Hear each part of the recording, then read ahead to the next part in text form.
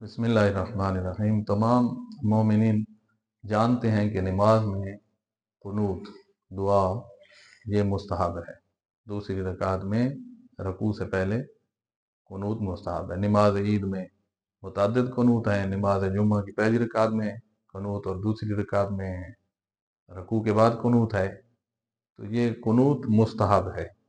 اس قنوت کے اندر ایک اور کام ہے جس کو مستحب شمار کیا گیا ہے، وہ یہ کہ آپ نے قنوت کے وقت ہاتھ کہاں رکھنے ہیں اور کیسے رکھنے ہیں۔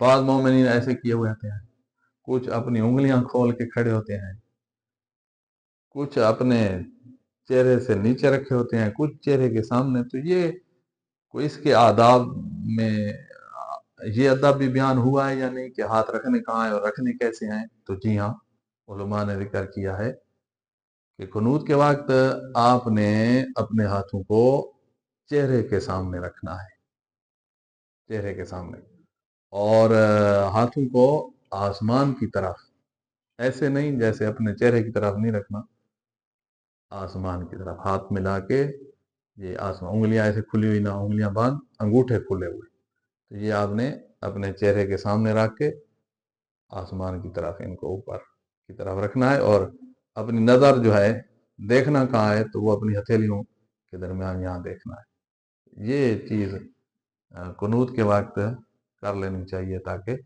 اجر میں اضافہ ہو۔ خداوند عالم آپ کی باتیں قبول فرمائے۔